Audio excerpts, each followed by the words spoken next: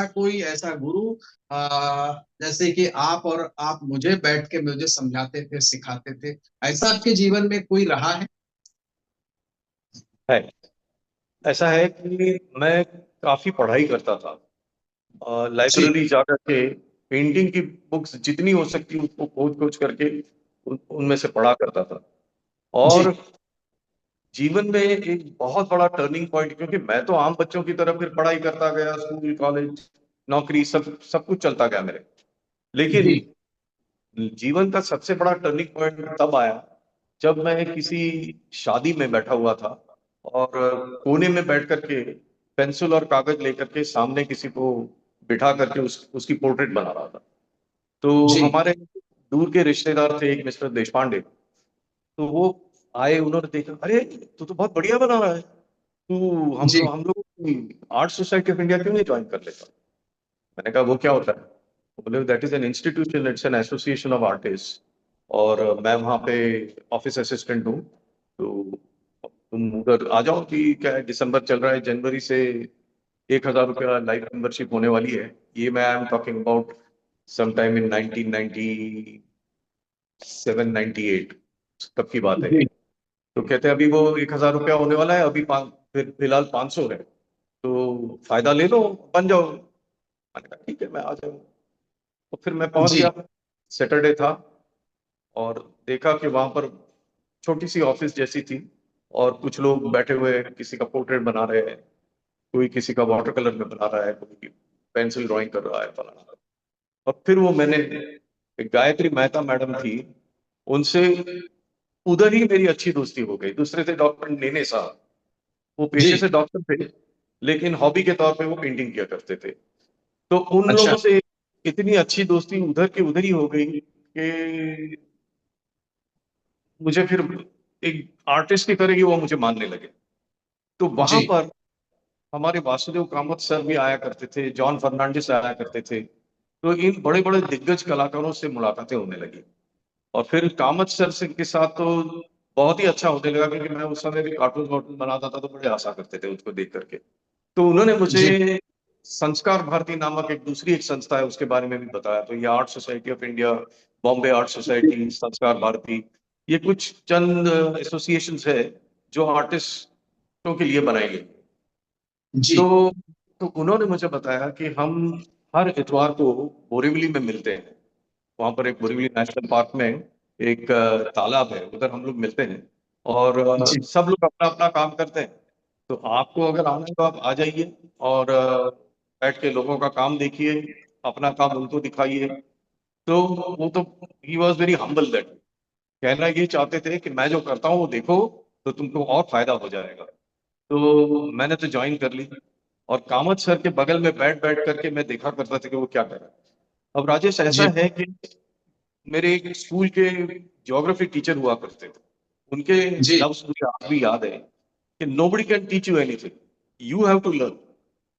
Nobody can teach you anything, you have to learn. तो Kamat sir के जी। बगल में बैठ बैठ करके मैं देखा था। ऑफकोर्स वो बताते थे मेरे को कि देखिए अभी वो लड़की आ रही है, वो जा रही है, जा रही है, अभी उसको बनाना है, तो आपको अपनी विजुअल मेमोरी तैयार करनी पड़ेगी। आपने क्या जी। देखा, और फिर उस विजुअल मेमोरी को आपको लाइंस में ट्रांसलेट करना है, क्योंकि वो जी। लड़की तो रुकने वाली नहीं है, वो तो चली जी। जाएगी। तो ऐसी सारी, इतनी सारी टिप्स उन्होंने दी। कई बार मेरे हाथ से पेपर ले करके बताया कि देख ऐसा करो तो ज्यादा अच्छा हो जाएगा। सो दैट वे फिजिकली मेरे गुरु अगर मैं मानूंगा तो वो वासुदेव कामत है, जिनको अभी अभी पद्मश्री मिली है। जी। इसी जी। साल पद्मश्री से नवाजा गया उनको। जी। जी। और जी। और मेरे अ, एकलव्य गुरु मैं उनको कहूंगा। एकलव्य तो शिष्य होता है, मैं तो एकलव्य गुरु मानता हूँ, एस एम पंडित और आर के। आपने इनसे कौन कौन से मीडियम सीखे और आपका फेवरेट मीडियम क्या है आर्ट? देखिए मीडियम तो मट्टी भी है। हमारे कामत सर हमेशा कहते थे कि रियाज इतना करो। रियाज का मतलब क्या है, लोगों को रियाज करना यानी बराबर समझते नहीं। रियाज वो होता है जो एक चीज लेकर के उसको बार बार करो, अगर आपको लगता भी है कि ये जो मैं पेड़ बना रहा हूँ वो बिल्कुल सही हो गया, फिर भी आप करते रहो, दैट इज कॉल्ड रियाज। बार बार करना लोग पसंद नहीं करते। कई बार हॉबिस्ट लोग जो है, जो हॉबी करते हैं, पेंटिंग की, वो क्या करते हैं, वो कभी कभार संडे को लेकर के बैठ जाते हैं, उससे काम नहीं आएगा। You have to do it every day. तो ये सबसे बड़ी सीख कामत सर ने हमको बताई कि हर रोज काम करो, एक ही जी चीज बार बार रटन करो। 4 बजे उठ जाओ, 5 बजे उठ जाओ और उसको बार बार बनाओ, दैट इज कॉल्ड एज रियाज। तो रियाज का जो तरीका है वो कामत सर से हमने अच्छी तरह से सीखा। होती है तो वो भी एक मीडियम है। आपका रियाज जी इतना होता है तो आप सिद्धि प्राप्ति हो जाती है आपको। और फिर आप जी मट्टी का गोला अगर दीवार पे दे मारो और कहो कि गणपति, तो उसमें से गणपति बन जाएगा। तो जी रियाज करना इम्पोर्टेंट है, और मीडियम कोई भी हो, चारकोल है, पेंसिल है, वाटर कलर है, एक्रिलिक है। देखिए, मैं हमेशा कहता हूं कि drawing and painting is the subject.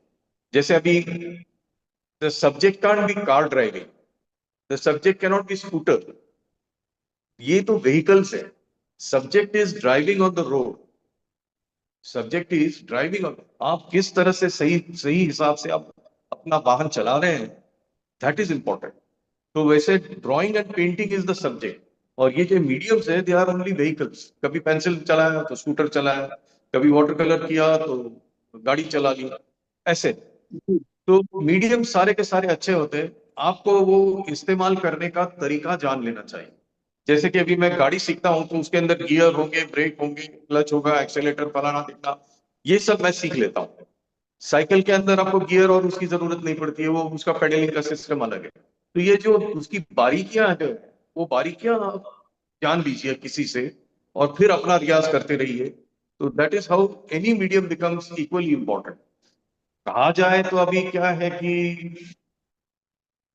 लोग मुझे हमेशा पेस्टल जी किया कहा करते थे, क्योंकि लोगों को मेरे ऑयल पेस्टल और सॉफ्ट पेस्टल ज्यादा पसंद आते थे।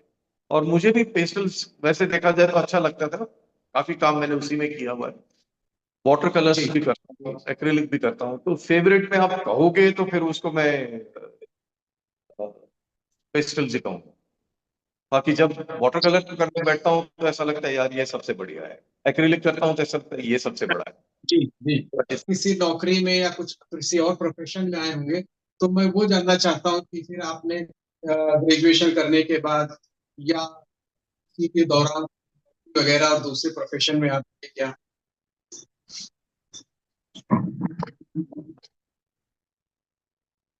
तो ऐसा हुआ कि जैसे मैंने पहले बताया था कि एक सिस्टम होता है जिंदगी का। बचपन आया, फिर जवानी हो गई, फिर कॉलेज एडमिशन, फिर नौकरी, शादी, जी बच्चे, बूढ़े बाप, वगैरह वगैरह। तो वैसा मेरा भी चल रहा था। I was working as a employ in pharmaceutical companies, Pfizer limited में मैं था। जी वहां पर करीबन 8-9 साल उधर काम करने के बाद फिर I got fed up of pharmaceuticals. और फिर वो छोड़ जी करके then I joined Crompton Greaves limited. तो उसके अंदर मतलब में पूरा परिवर्तन हो गया है कि वे फार्मास्यूटिकल्स में से कंज्यूमर ड्यूरेबल्स में आ गया, तो जिसमें ये सब तुम्हारे consumer electronics and house hold appliances division division जो उनका था। तो यही सब तुम्हारी वॉशिंग मशीन, फिर आयरन्स एंड टेलीविजन्स एंड ये सारी कंज्यूमर इलेक्ट्रॉनिक्स जो की वो सेल्स में मैं घुस गया। जी फिर पता चला कि यार ये माल बेचना अपना काम नहीं, I can't go and sell. वो माल बेचना यानी क्या है, इन शॉर्ट, गाड़ी में हाथ निकालो और उसको मनवा दो। तो ये मनाने वाली बात हमको खुद को कभी रास नहीं आई। तो हमने सोचा जी यार ये छोड़ो, ये सब अभी का खुद का कुछ कर लेते। लेकिन पहले से कुछ ना कुछ करते रहने की जो मेरे में वो आदत थी, उसकी वजह से मैंने स्क्रीन प्रिंटिंग सीख करके रखा था। तो फिर अच्छा एक चचा थे, फादर के कोई दोस्त, उनको मैं मिलने गया। मैंने कहा यार मैं परेशान हो गया हूँ ये अ, नौकरी और बिजनेस से। तो तो अभी क्या करूं? तो कहते हैं तू स्क्रीन प्रिंटिंग का कर सकते हो। मैंने कहा मैं तो वो कोर्स कर चुका हूँ। अरे वाह! तो बोलते तुम खुद ही कर सकते हो घर पे, 2-3 हजार का जी मटेरियल लगेगा और अपना अपना शुरू कर दो। तो that I started screen printing में, स्टेशनरी प्रिंटिंग पर मैंने जोर दिया।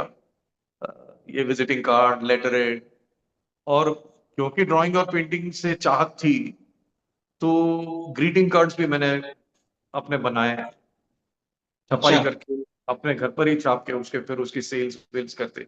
फिर धीरे धीरे मैं उससे भी तंग आ गया।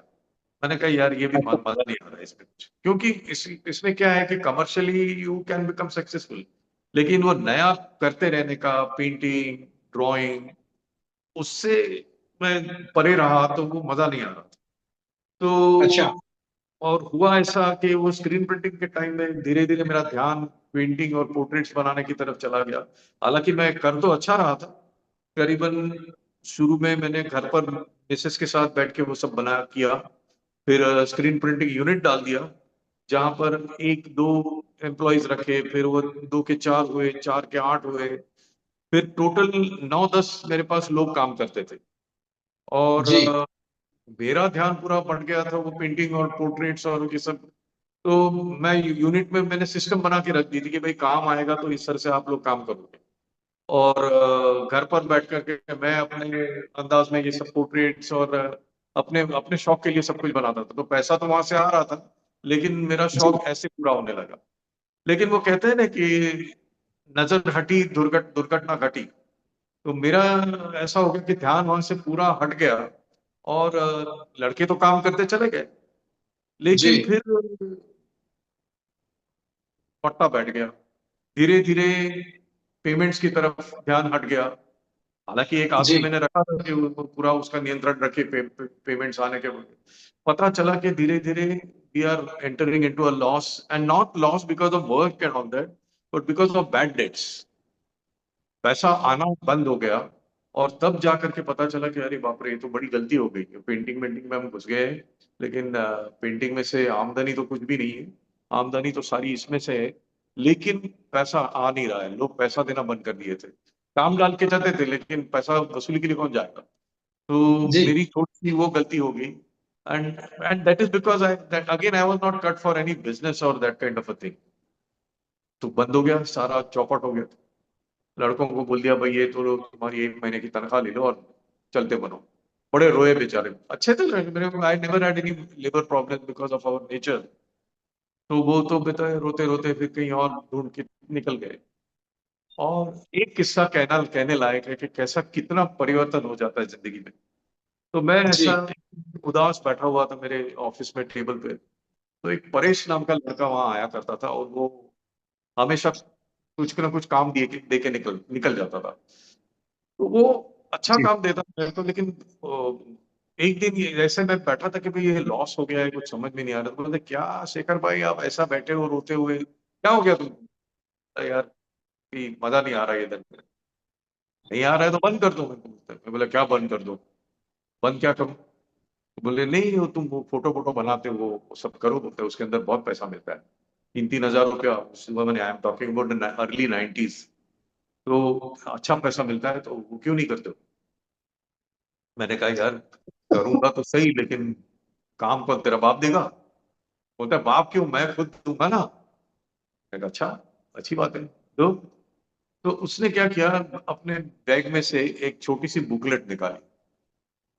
वो कुछ रेसिपीज की बुकलेट थी, और उसके पीछे वो जो एवरेस्ट मसाले आते हैं ना, जी। एवरेस्ट मसाला, उसके सेठ का एक नाखून जितना छोटा सा फोटो वहां वहां छपी हुई थी। बोले मुझे ये बना करके दे दो। मैंने कहा इस पर से। बोले हाँ बस इतना ही है मेरे पास। मैंने कहा क्यों चाहिए। तो बोलता है कि मैं अनाथ था, और कचरे के डिब्बे में से मेरे को इस फैमिली ने उठा करके पाल पोस के बड़ा किया। तो ये जी। सेठ जो है वो गुजर गए। तो उनके बच्चों को मैं कुछ उनकी पहली बरसी है, तो मैं कुछ देना चाहता हूँ। तो तुम अच्छा। मेरे लिए एक पोर्ट्रेट बना दो। तो ये पोर्ट्रेट मैं जी। उनको गिफ्ट। तो वो सब हो गया। पोर्ट्रेट उसने हाथ में ले ली, बड़ा बड़ा खुश हो गया। 3,000 रुपये फौरन निकाल के दे दिए, और चल गया। अभी उन दिनों 5-6 हजार में तो घर चल जाता था, तो 3,000 तो एक जी। काम में आ गया। तो मैं तो बड़ा खुश हो गया। मैंने कहा यार ये तो बड़ी चीज है। मैंने कहा भाई अब क्या करूंगा मैं। मैंने तो यूनिट मेरा बंद कर दिया है। अभी हम्म। क्या करूंगा, अभी काम का दूसरा काम देता हूँ। ऐसा करके उसने दो काम, दूसरा काम, कोई बड़ौदा का कोई इंडस्ट्रियलिस्ट था, उसका फोटो ले आया।